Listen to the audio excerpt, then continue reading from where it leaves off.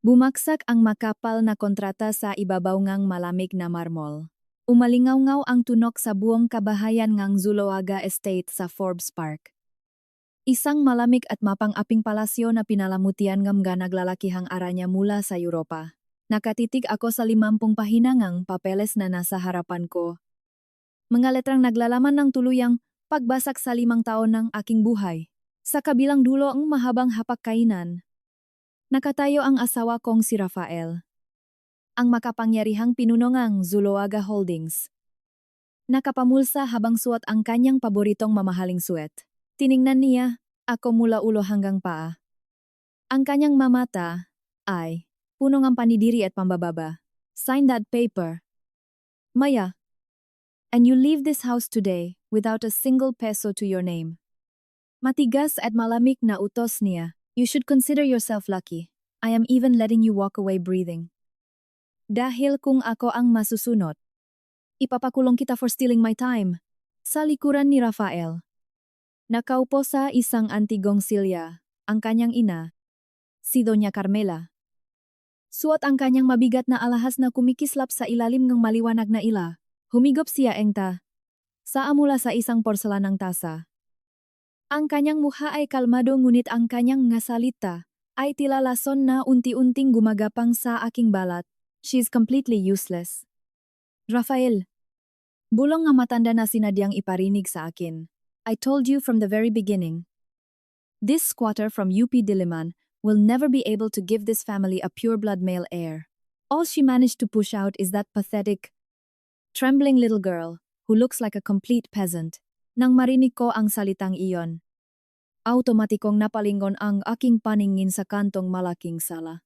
Doon, sa gilid ng isang malaking florera, nakayuko ang aking 4 na taong gulang na anak na si Tala. Nanginginig ang kanyang maliit na balikat habang nakabaluktot sa sahig. Tinatakpan ang kanyang mata gamit ang kanyang maliliit na kamay. Sa paligid niya, parang manggagutom na asong ulol. Ay ang 3 lalaking anak ni Rafael. Si Kian, ang 8 taong gulang na panganay, ay walang awang tinatapakan ang nag-isang manika ni Tala. Tumatawa siya habang pinakmamasdan ang pagiyak ng aking anak. Sinusuportahan ng 6 na taong gulang na si Jai, at ng 4 na taong gulang na si Gavin. Na parehong dinuduraan ang buhok ng aking walang kalaban-labang si Tala. Nakita ko ang pamumutla nege mukha ni Tala. Ang labis na takot at malnutrition na matagal ko nang pilit nilalabanan ngunit patuloy na binabalewala ng pamilyang ito. 5 taon. 5 taon kong tinalikuran ang aking mga pangarap. Ang pagiging nangungunang mag-aral sining sa Universidad ng Pilipinas. Upang maging isang asawa na itinuturing, lamang na isang glorified, yaya salup ang gintong haulang ito. 5 taon akong naging sunod-sunuran. Yumuyu ko sa bawat pang-insulto ng mga hatsendero na tingin sa kanilang sarili ay madiyos ang Makati. Pero ngayon, habang pinakmamasdan ko ang luha ng aking anak, naramdaman ko ang pagising ng isang matinding apoy sa kaibuturan ng aking pagkatao. Hindi na ako umiyak, dahan-dahan akong tumayo mula sa aking kinaupuan. Ang aking sapatos ay lumihangang mahinang tunok sa sahih na marmol.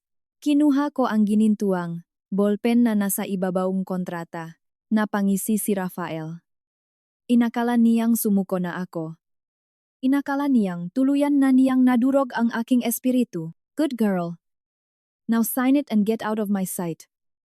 Nakangiting sabi niya, habang umayos ng tindig, tiningnan ko siya sa mamata. Walang kahit anong emosyon. At ibinaba ko ang ballpen sa mesa nang hindi pumipirma. Hindi ako kukuha ngahit isang sentimo mula sa yaman ng Zuloaga. Rafael. Dahil ang kukunin ko lang ay ang anak ko. At iwan ko sa inyo ang ngahuwad ninyong tagapagmana. Natahimik ang buong silid. Tila nahinto ang pag-ikot ng mundo sa loop ng malaking mansyon. Natihil sa pakinom ng sa si Doña Carmela. Ang kanyang kilay ay tumaas sa matinding pagtataka at inis. What nonsense are you blabbering about? You crazy woman. Bulyaw ngang matanda. Ang kanyang boses ay nanginginig sa galit. Humarap ako sa matanda. Ang aking mga mata ay malamig at matalim. Huwag na tayong maglokohan. Doña Carmela.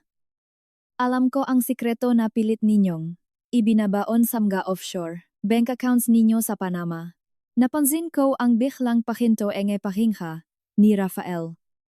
Ang kanyang mayabang na ngisi ay unti-unting naglaho at napalitan ng maputlang pakabigla. Alam ko ang tungkol sa mapekeng resibo ang surogasi mula sa bansang Ukraina. At alam ko kung sino talaga ang inangang 3 halimaw na batang iyan sa itaas ng mahabang hagdanan. Isang malakas na pahapol ngang hininga ang umaling-awngaw. Tumingala kaming lahat at nakita ang isang babaeng nakatayo sa dilim. Si Dr. Helena Villaroman. Ang babaeng nagpapanggap na isang mahinang kaibigan ng pamilya na nangangailangan ng palyaktibong pangangalaga sa lupang aming bahay. Ang babaeng nagtataglayng malasutlang boses at manipulatibong ngiti na ngayon ay nanginginig at namumutla habang nakahawak sa barandilya. How dare you speak to us like that? Sigaw ni Kian, ang panganay na anak ni Rafael. Habang mabilis na tumakbo, palapit sa akin na may hawak na mabigat na tanso mula sa isang dekorasyon. Akma niya itong ihahampas sa aking ulo. Ngunit sa isang mabilis at kalkuladong galaw, iniwasan ko ang kanyang pag-atake. Nadapa ang bata sa sahi na marmol. Umiyak nga malakas na tila isang duwag na nawalan ng tapang. Rafael? Control this wild animal. Tili ni Doña Carmela, habang pilit na tinutulungan ang kanyang paboritong apo, humarap ako kay Rafael. Lumapit akong isang hakbang hanggang sa maramdaman niya ang init ng aking hininga, ang yaman ninyo, ang inyong apelido, ang inyong kapangyarihan sa lipunan. Lahat ng iyan ay itinatag sa kasinungalingan at katiwalian. At tandaan mo ito. Rafael, sa oras na lumabas akong pintuang ito, magsisimula ang pagguhong inyong imperyo. Hindi ko na hinintay ang kanyang sagot, mabilis akong naglakad patungo sa kanto. Lumuhod ako sa harapan ngang nanginginig na si Tala. At dahan-dahan kong hinawakan ang kanyang malamig na kamay. Halika na. Anak. Aalis na tayo sa impyernong ito. Malambing na bulong ko sa kanya. Binuhat ko siya ng mahigpit. Ramdam ko ang kanyang maliit na puso na mabilis na tumitibo laban sa aking dibdib. Naglakad kami palabas ng malaking pinto na mansyon. Sinalubong ang isang malakas at nakakabinging kulok mula sa madilim na kalangitan ng Metro Manila. Bumuhos ang napakalakas na ulan. Hinuhugasan ang aming mga katawan. Ngunit hindi ako lumingon pabalik. Sa unang pagkakataon sa loob ng 5 taon. Nakahinga ako maluwag. Naglagbay kami patungo sa distritong Cubao sa lungsod ng Quezon.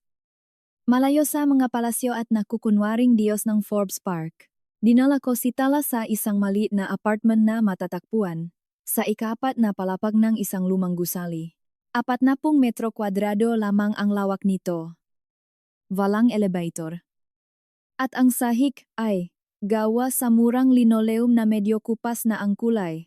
Ngunit nang buksan ko ang bintana, pumasok ang mainit at natural na sikat ng araw na nagbigay ng ginintuang kulay sa buong silid. Inilapak ko ang aming kay sa isang maliit na bag sa isang sulok at naupo sa tabi ni Tala na nakatulala sa isang maliit at malinis na kutson sa sahig. Ito na ang ating bagong palasyo. Tala, walang makakasakit sa atin dito. Pangako ko habang hinahagot ang kanyang buhok, napansin ko ang unti-unting pagluwag nga niyang nga balikat. Ang takot sa kanyang mga mata ay napalitan ng isang mapayapang antok. Nang makatulog ang aking anak. Binuksan ko ang isang lumang kahon na matagal ko nang itinago. Mula pa noong nag-aral ako. Kinuha ko ang aking lumang digital tablet. Pinunasan ang alikabok sa screen. At sinimulang buksan ang aking nga dating koneksyon sa mundo ng sining. Upang mabuhay. Nagsimula akong tumanggap ng mga freelance na digital commissions. Gumuguhit ng malarawan sa kalagitnaan gabi habang binabantayan ang mapayapang pahinga ni Tala. Lumipas ang isang buong linggo na puno ngang katahimikan at unti-unting pahilom. Natutunan ng gumit ni Tala. Natutunan na niyang kumain ng maayos nang hindi natatakot na may agaw ngang kanyang pakain, ngunit ang kapayapaan na aming naramdaman ay pansamantala lamang. Isang maulan na hapon. Habang nagluluto ako ang simpleng saba. Nakarinig ako ngang malalakas at aroganteng katok sa aming pinto.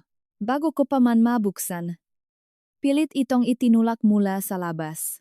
Bumulaga sa akin ang tatlong figura na nagdala ngang matapang na amoy ngang mamahaling pabango na hindi nababagay sa amoy ngang lumang pasilyo. Si Doña Carmela. Nakasuot ng makapal na mingkot sa kabila nga init ng Pilipinas. Kasama si Dr. Helena na nakangisi. At ang 4 na taong gulang na si Gaffin na mukhang naiinis sa paligid. My God! Look at this disgusting rat hole. Nandidiring sabi ni Doña Carmela habang tinatakpan ang kanyang ilong gamit ang isang panyong may burda. Did you really think you could hide from us? Maya. Malambing ngunit nakamamatay na tanong ni Helena habang humahabang papasok sa aming maliit na tahanan. Rafael is furious. At hindi namin papayagan na isang hama na squatter na tulad mo ang sisira sa pangalan ng Mazuloaga. Ibigay mo sa amin ang bata. Maya. At baka sakaling bigyan ka pa namin konting barya para makapagsimula kang bagong buhay sa probinsya. Duktong ng matanda, napasandal si Tala sa aking mabinti. Mahigpit na nakahawak sa aking damit. Nanginginig muli sa presensya nga halimaw mula sa kanyang nakaraan. Lumabas kayo sa pamamahay ko. Matihas kong utos. Itinuro ang pinto. Habang pinipigilan ang pangingining ng aking boses, you have no right to make demands here. You ungrateful wretch. Sigaw ni Carmela at mabilis na itinaas ang kanyang kamay upang sampalin ang aking mukha. Pumikit ako upang tanggapin ang sakit. Ngunit bago pa man dumapo ang kanyang kamay sa aking pisngi, isang maliit na figura ang humarang sa aking harapan. Si Tala. Ang aking maliit at mahinang anak. Ay nakatayo na nakataas ang kanyang maliliit na braso upang protektahan ako. Huwag mong saktan ang mama ko. Sigaw ni Tala. Ang kanyang boses ay nanginginig ngunit punong katapangan na hindi ko inaasahang makikita. Natigilan si Carmela. Ang kanyang mukha ay namula sa matinding galit dahil sa paglaban ng bata, bago pa man siya makapagsalita muli. Isang malalim at baritonong boses ang umalingaw-ngaw mula sa hagdanan sa labas. Article 262 of the Philippine Penal Code. Isang matangkat na lalaki. Nakasuot na malinis at plansadong suit. Ang umakyat sa huling baitang ng hagdanan. Ang kanyang sapatos ay kumikinang sa ilalim ng madilim na ilaw ng pasilyo. Ang kanyang tindig ay puno, ne autoridad na hindi matitinag, ne ege kahit na sinong bilyonaryo. Siya ay si Attorney Victorio Ilustre. Ang kilalang abogado na hindi natatakot bumangga sa mga tiwaling pamilyang lipunan, any person who shall commit acts of child abuse, cruelty, or exploitation, shall suffer the penalty of prison mayor in its minimum period. Patuloy na pagbikas ni Victorio abang kalmadong lumalapit sa aming pinto. Sino ka para pagsalitaan akong ganyan? Sigaw ni Doña Carmela. Ngunit may bakas ang takot sa kanyang nga mata. Kasunod ni Victorio ay isang babaeng may bitbit na tablet. Si Bea. Ang kanyang paralegal na tahimik na nagre-record ng buong pangyayari. I am the lawyer of Miss Maya Di Maculangan. At kung hindi kayo alis sa espasyong ito sa lubi ene tatlongi segundo. Idadagdag ko ang trespassing at obstruction of justice sa mahabang listahan ng mga kasong isasampa ko laban sa inyo. Malamig na banta ni Victorio. Tumingin si Helena sa tablet na hawak ni Bea. Napaktanto na nakuhanan ang kanilang pag-atake sa video. Umalis na tayo dito. Carmela. This is a trap. Bulong ni Helena habang hinihila ang braso ng matanda. Dali-daling lumabas ang tatlo. Nakukumahong na bumabang hagdanan. Ang kanilang arogansya ay pansamantalang nadurog ng takot. Pumasok si Victorio sa aming apartment. Inutusan si Bea na bantayan ang labas ng pinto. Naupo siya sa isang murang silya na plastik. Inalis ang kanyang salamin. E tumingin sa akin ng may seryosong ekspresyon. Ligtas na ba ang bata? Tanong niya sa isang malambot at nag-aalalang boses na taliwas. Sa kanyang malamig na pananalita kanina, tumango ako. Pinalapit si Tala at pinaupo sa aking kandungan. Kumuha akong isang maliit na kahon mula sa aking bag. At dahan-dahang inilabas ang isang itim na USB drive. Inabot ko ito kay Victorio. Ito na ang katapusan nila. Attorney. Bulong ko habang nakatitik sa itim na maliit na bagay. Nandiyan ang lahat ng ebidensya. Ang panunuhol ng Zuluaga Holdings sa mga opisyal ng gobyerno para sa land grabbing sa proyekto sa Megabulacan. At ang mga sikretong offshore accounts ni Rafael. Kinuha ni Victorio ang USB. Ang kanyang mamata ay nagningning sa pag-asang matutuldukan na ang isa sa pinakatiwaling pamilya sa bansa. Makalipas ang ilang araw. Isang maliit na tagumpay ang nagbigay. Liwanag sa aming buhay, ang aking digital na likhang signing. Isang larawan ng isang inang usana buong tapang na pinoprotektahan ang kanyang anak. Ay nag-viral sa internet. Nakatanggap ako ng maraming mensahe. Mga papuri.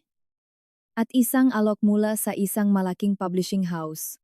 Para sa isang kontrata sa paggawaeng libro ng MJ Bata. Napangiti ako habang yakap-yakap si Tala sa harap ng computer screen. Ngunit ang aming sandaling ang kaligayahan ay biglang naputol. Sa ilalim ng siwang ng aming pinto. May isang anino na tahimik na dumaan. Walang katok. Walang boses. Tanging ang tunog lamang ng isang manipis na bagay na dahan-dahang ipinasok sa ilalim ng pinto. Tumadyo ako. Ang aking puso ay naksimulang. Tumibok ng mabilis. At nilapitan ko ang pinto upang kunin ang bagay na iyon. Isa itong litrato. Litrato ni Tala habang naglalaro sa loob ng kanyang pampublikong daycare kaninang umaga. Nakinuhanan mula sa malayo. At sa likod nito ay may nakasulat na isang salita gamit ang pulang tinta. Oras. Nanginginig ang aking manggadali habang nakatitik sa pulang tinta na tila sariwang dugo na nagbabanta sa aming kapayapaan. Ang salitang oras ay umaling-aungaw sa aking isipan na parang isang malamig na kampanang kamatayan. Parang biglang nawalang ng hangin ang maliit na pasilyong aming inuupahang apartment sa Cubao. Pinunit ko ang litrato hanggang sa maging maliliit na piraso at itinapon sa basurahan bago ako nakmadaling kumuhang cellphone. Naramdaman ko ang malamig na pawis sa aking lig habang hinihintay kong sagutin ni Attorney Victorio Ilustre ang aking tawag. 3 ring lamang at narinig ko na ang kanyang malalim at kalmadong boses na nagtatanong kung anong problema. Pinaliwanag ko ang nangyari nang halos makautal-utal ako sa takot at matinding galit dahil alam kong pinapanut nila kami. Sinabi ko sa kanya na nakuha nila ang litrato ni Tala mula sa mismong daycare nito kaninang umaga. Kalmado lang si Attorney Victorio sa kabilang linya habang sinasabi niyang hindi tayo aatras dahil nasa atin ang pinakamalakas na alas. Ang flash drive na ibinigay ko sa kanya ay hindi lang basta naglalaman ng mga bank account sa Panama. Pinaliwanag niya sa akin na iyon ang mismong blueprint ng buong sindikato ng Zuluaga Holdings. Nandun ang mamalilinaw na audio recording. Kung saan naririnig ang boses ni Rafael na nagbibigay ng milyon-milyong pisong suhol sa mga opisyal ng gobyerno. Ang masuhol na ito ay para sa Megabulacan Land Project na nagpapalayas sa libu-libong magsasaka upang tayuan ng kanilang mga bagong mall at kondominium. Ito ay isang bilyong pisong katiwalian na tiyak na magpapabagsak sa kanilang imperyo at magpapakulong sa kanila ng habambuhay. Sinabi ni Attorney Victorio na sisimulan na niyang ibigay ng palihimang mga dokumento sa National Bureau of Investigation, bukod sa mga autoridad. Ibabahagi rin niya ang mga hawak naming ebidensya sa mga pinagkakatiwalaang investigador na mamamahaya na matagal nang naghahanap ng butas sa pamilya Zuluaga. Sabi niya sa akin, protektahan mo ang anak mo at ako na ang bahala sa mga demonyong ito. Binaba ko ang telepono na may panibagong tapang na nag-alap sa aking dibdib, sa kabilang ang banta sa aming kaligtasan. Pinilit kong magpakatatag para kay Tala dahil hindi ko pwedeng ipakita sa kanya na natatakot ako. Ang aming maliit na apartment sa Cubao, na may luma at kupas na linoleum, ay naging isang tunay na kanlungan na napupuno ng sikat ng araw tuwing umaga. Malayo ito sa malamig at malaking mansyon sa Forbes Park na parang isang ginintuang hawla na sumakal sa aking pagkatao sa loob ng 5 taon. Unti-unting nagsimulang mamukatkad ang aking karera sa sining na matagal kong ibinaon sa limot nung ako ay asawa pa ni Rafael. Isang malaking publishing house ang nakakita sa aking digital drawing online at nag-alok ng isang malaking kontrata para gumawa ng isang aklat pambata. Ang bayad mula sa proyektong ito ay sapat upang masiguro ang magandang kinabukasan naming mag-ina nang hindi umaasa sa kahit anong tulong mula sa mga Zuloaga. Si Tala ay nagsimula nang pumasok sa isang pampublikong daycare na ilang kanto, lamang ang layo mula sa aming inuupahang kwarto. Araw-araw ko siyang hinahatid at sinusundo. At napansin ko ang malaking pagbabago sa kanyang ugali mula nang umalis kami sa mansyon. Nakikita ko na muli siyang ngumingiti, kumakanta, at nakikipaglaro ng walang takot na baka sigawan o saktan siya ng kanyang nga malulupit na kapatid sa labas. Ngunit hindi nagtagal ang aming payapang buhay dahil isang hapon ay nakarinig ako nga malalakas na yabak nga lalaki sa labas ng aming pinto. Walang kato. Bumukas ito ng sapilitan at bumungat sa akin si Rafael. Suot ang kanyang mamahaling itim na suit na hindi bagay sa aming makipot at maalikabok na eskinita. Kasama niya ang tatlong lalaking, malalaki ang katawan na may mga ID mula sa City Hall at isang babaeng may bitbit na makapal na clipboard. Amoy na amoy ko ang kanyang mamahaling pabango na humalo sa amoy ng lumang kahoy ng aming apartment. Tiningnan ako ni Rafael mula ulo hanggang paa na may halong pandidiri bago niya iginala ang kanyang mata sa aming maliit na kusina at sala. Sabi niya, "You really thought you could hide her in this disgusting squatter area?" Maya, nakangisi siya ng nakakainsulto habang tinuturo ng kanyang kasama ang aming kisame at mga pader. Dagdag pa niya na ang gusaling ito ay idedeklara nilang isang fire hazard at tuluyang ipapasara dahil hindi ito ligtas para sa isang lumalaking bata. Kapag hindi raw ako pumayag na ibigay si Tala sa kanya ngayon din, tatawagin niya ang child services upang bawiin ang anak ko. Gagamitin daw niya ang kapangyarihan ng gobyerno upang patunayan na wala akong kakayahang bigyan ang anak kong ligtas at maayos na tirahan. Hinarang ko ang pinto at tinitigan siya ng diretso sa kanyang mata nang walang kahit anong kaba o pag-atubili.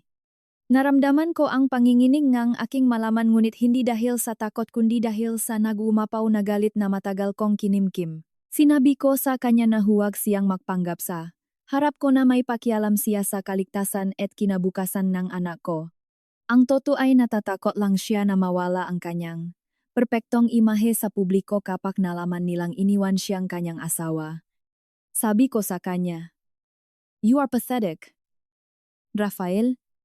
At wala kang karapatang tapakan kami dahil tapos na ang panahon na kaya mo akong saktan." Sinabi ko rin na kung susubukan niyang ipakuha si Tala sa mga ahensya ng gobyerno ay titiyakin kong unang makakarating sa media ang litrato ng kanyang pekeng tagapagmana. Ilalabas ko ang lahat ng pekeng resibo mula sa ospital sa Ukraina na nagpapatunay na ang kanyang anak ay nakmula sa ilegal na proseso kasama ang kanyang kabit. At kung iniisip mo na natatakot ako sa mga binayaran mong tao mula sa City Hall, nakakamali ka dahil hawak ko ang pinakamagaling na abogado sa Pilipinas. Nanigas ang panga ni Rafael at nakita ko ang mabilis na pamumulang ng kanyang mukha at lig dahil sa matinding pagkapahiya sa harap ng kanyang tauhan. Nawala ang kanyang mapagmataas na ngisi at pinalitan itong isang madilim at seryosong tingin na tila gusto akong patayin sa kinatatayuan ko.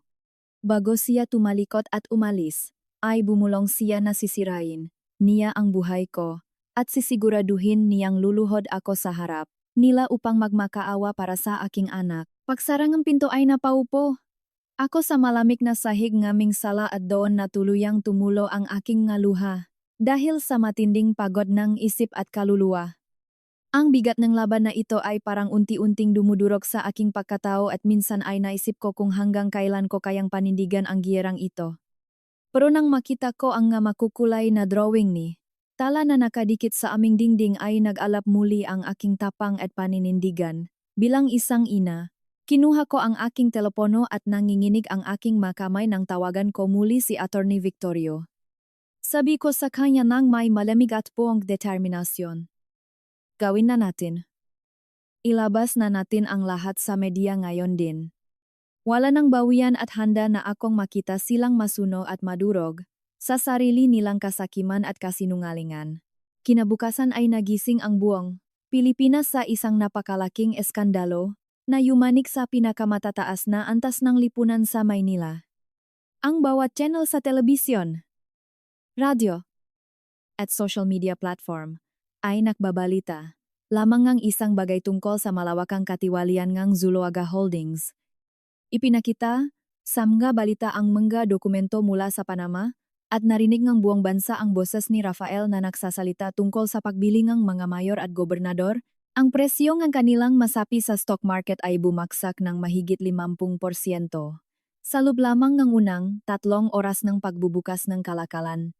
Ang mamumuhunan ay nagunahang bawiin ang kanilang mapra at ang mapulitikong sangkot ay mabilis na naglabas ng mapahayag na nagtatanggi sa kanilang partisipasyon. Ang pamilyang Zuluaga, na dati ay itinuturing namga Diyos at hindi pwedeng galawin sa Forbes Park, ay biglang naging sentro ng pambansang kahihiyan. Akala ko ay tapos na ang laban. Natuluyan na naming naputol ang pangil ngang ahas at kami, na ang tuluyang nanalo sa giyerang ito. Nakahinga ako ng maluwag habang nagpinta ako sa aking kwarto dahil alam kong masyado na silang abala sa pagsasalba ng kanilang kumpanya para pansinin pa kami. Ngunit hindi ko naisip kung hanggang saan ang kayang gawin at isakripisyong isang pamilyang pilit na kumakapit sa nawawalan nilang kapangyarihan. Bandang 3:00 ng hapon ay nakatanggap akong tawag mula sa numero ng pampublikong daycare kung saan nag-aral si Tala. Umiyak at halos hindi makapagsalita ang guro habang sinasabing may isang malaking itim na fan na dumating kanina at sa pilitang kinuha si Tala mula sa palaruan. May ipinakitang mga pekeng medikal na dokumento ang mga ito mula sa isang malaking ospital na nagsasabing na aksidente raw ako at nasa kritikal na kondisyon. Kailangan daw dalhin agad si Tala sa akin neng kanyang lola upang magpaalam bago ako tuluyang mawalan neng buhay sa emergency room. Ang matandang babae na nakasuot ng mamahaling damit, makapal na kolorete sa muha, at mabibigat na alahas ang mismong bumuhat sa aking anak. Walang nagawa ang maguro at ang nag-iisang gwardiya ang daycare nang takutin sila ang 3 armadong lalaki na kasama ang matanda. Halos hindi ako makahinga, at pakiramdam ko ay gumuho ang buong mundo sa aking paanan habang pinapakinggan ko ang kwento ng guro. Si Doña Carmela, ang walang pusong matandang iyon, ay ginamit ang kanyang huling natitirang pera at koneksyon upang dukutin ang sarili niyang apo.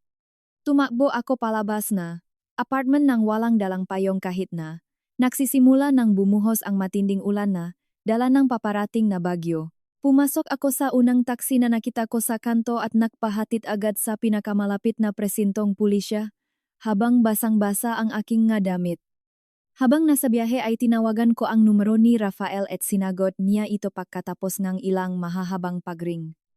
Sumisigaw ako mula sa kabilang linya. Umiyak.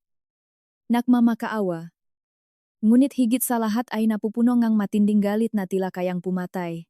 Sinabi ko sa kanya na kapag may nangyaring masama kay Tala o kapag umiyak ang anak ko dahil sa takot, hindi na ako idadaan pa sa korte ang laban na ito. Ako mismo ang papatay sa kanya at sa buong pamilya niya gamit ang sarili kong makamay kahit na makulong pa ako ng habang buhay. Narinig ko ang katahimikan sa kabilang linya bago niya binaba ang tawag na tila hindi niya alam kung ano ang aking sinasabi. Nanginginig ang buong katawan ko nang makarating ako sa presinto nga. Pulisya na puno nga taong sumisigaw at nagrereklamo. Pilit kong pinapaliwanag sa desk officer ang nangyari sa anak ko. Pero naging isang malaking ingay na lamang ang lahat sa aking pandinig dahil sa labis na panik. Tila umikot ang paligid ko at halos mawalan akong malay sa sobrang kaba. Hanggang sa may isang makinis na itim na Mercedes-Benz na mabilis na huminto sa mismong harap ngang istasyon ngang pulisya sa gitna ngang malakas na ulan. Bumukas ang pinto at lumabas si Dennis. Ang pagod at palaging takot na sekretarya en kumpanya ni Rafael. At sa kanyang nanginginig na bisig ay nakita ko ang isang pamilyar na maliit na bulto na nakabalot sa jacket at umiyak, si Tala. Agad akong tumakbo palabas at yinakap ko ng napakahigpit ang aking anak habang nararamdaman ko ang mabilis na pagtibok ng kanyang maliit na puso. Pinaliwanag ni Dennis na hinarang mismo ni Rafael ang sasakyan ng kanyang ina bago pa ito makalabas ng lungsod patungo sa hindi kilalang lugar. Natakot daw si Rafael na lalong idiin sila ang National Bureau of Investigation. Dahil sa kasong kidnapping kaya niya ibinalik ang bata para isalba ang kanyang pangalan sa publiko. Ngunit bago pa ako makapagpasalamat sa langit sa pagbabalik ng aking anak, biglang tumunog ang aking telepono na nasa loop ng aking basang bulsa. Isang mensahe mula sa hindi kilalang numero ang lumabas sa screen at nanlamig ang buong katawan ko nang mabasa ko ito. Pumunta ka sa inabandonang bodega sa Valenzuela ng mag-isa ngayon din. Kung hindi, ay tatapusin ko ang sinimulan ko. Walang iba kundi si Carmela. Kinuha ko ang aking ana mula sa nanginginig na mga bisi ni Dennis at mahigpit siyang niyakap. Ramdam na ramdam ko ang mabilis na pagtibok ng maliit na puso ni talalaban sa aking dibdib habang humihikbi siya ng tahimik. Ibinaba ko ang aking telepono at pinagmasdan ang takot sa mga mata ng sekretarya ni Rafael.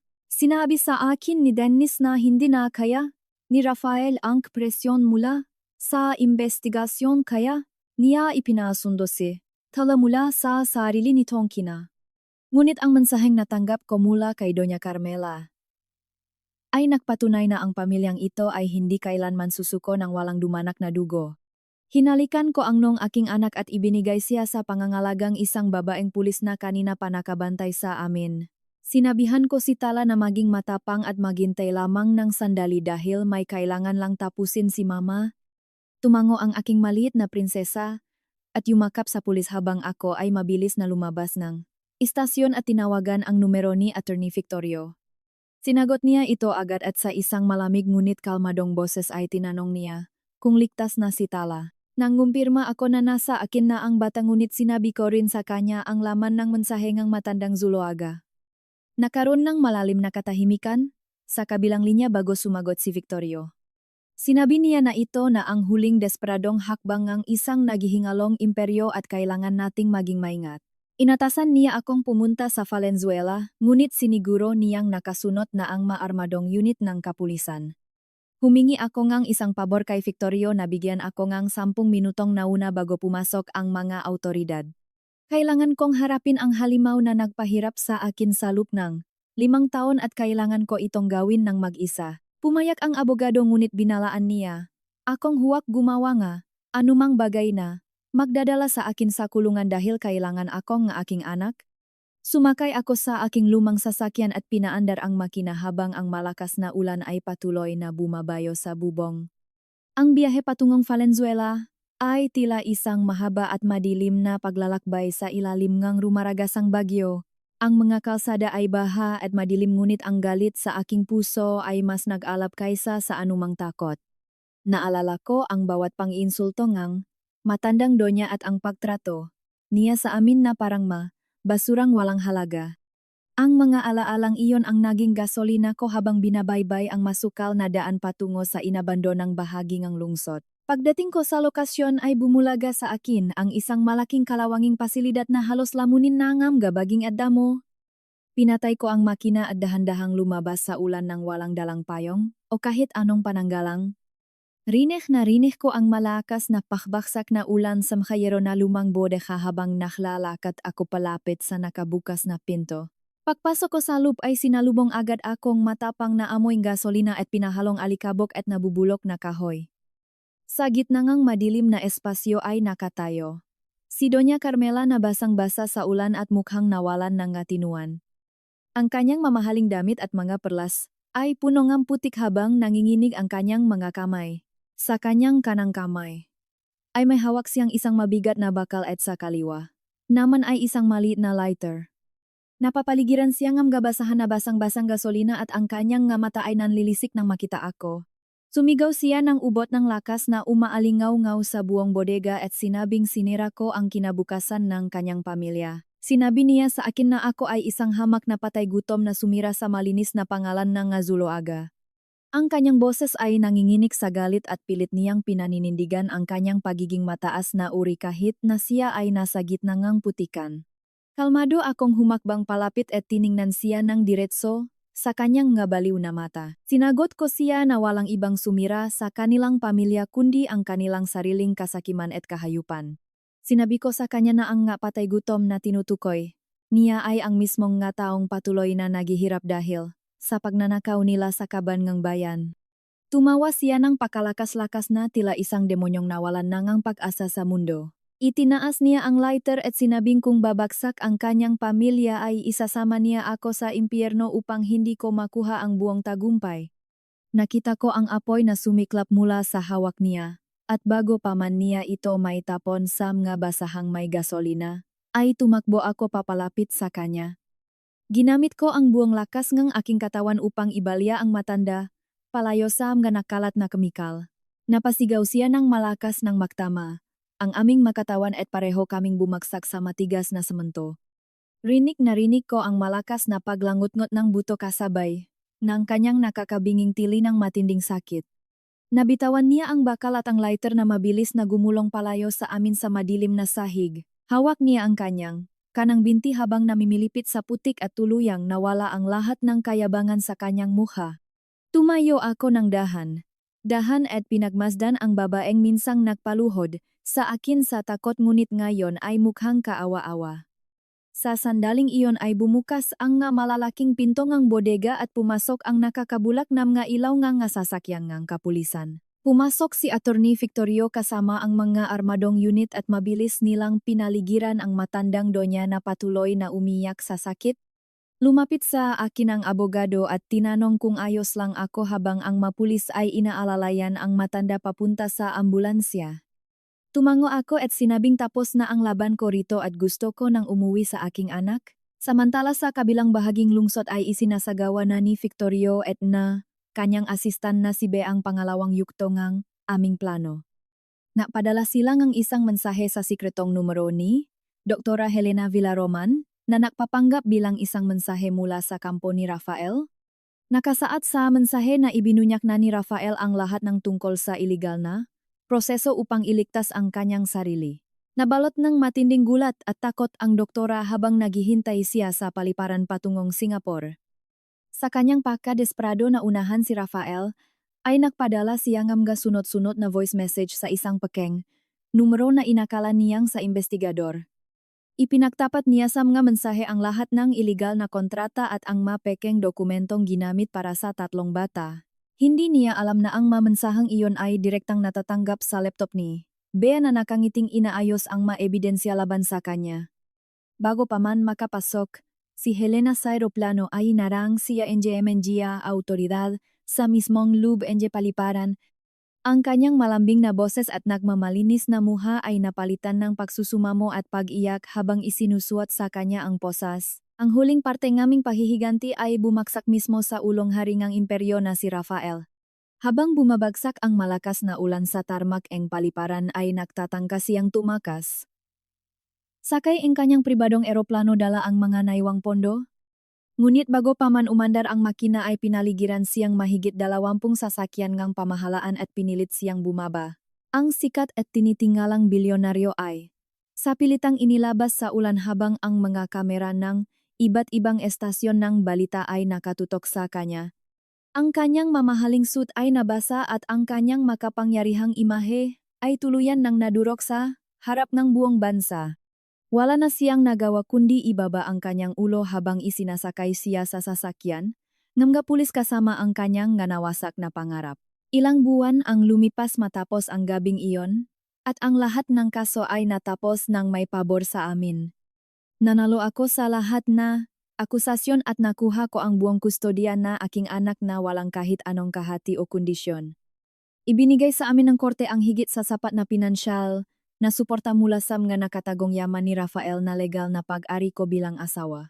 Ang pamilyang Zuluaga ay naging isang madilim na alaala na lamang sa kasaysayan at ang kanilang nga pangalan ay naging kasing kahulugan ng korupsyon. Inayos ko ang aming buhay at dinala ko si Tala sa isang tahimik at magandang bahay sa lalawigan ng Rizal. Malayo sa ingay ng siyudad at malayo sa mataong sumubok na sirain ang aming pagkatao at kaluluwa. Isang maliwalas na hapon habang nakaupo ako sa beranda ay pinakmasdan ko ang aking anak na tumatakbo palapit sa akin haling sa eskwela. Ang kanyang mamata ay puno ng tuwa, At wala nang bakas ng takot na matagal na naging aninong ang kanyang kamusmusan. May hawak siyang isang pirasong papel at ipinakita sa akin ang isang makulay na iginuhit na larawan. Ito ay isang guhit ng dalawang usa na nakatayo sa ilalim ng isang malaking puno na puno nga makukulay na bulaklak. Ngumiti ako ng malapat at pinunasan ang luhang kaligayahan na tumulo sa aking pisngi habang hinahaplos ko ang kanyang buhok. Kinuha ko ang kanyang kamay at sabay kaming naglakad patungo sa hardin sa ilalim ng mainit na sikat nga araw na nagbibigay buhay sa aming bagong simula.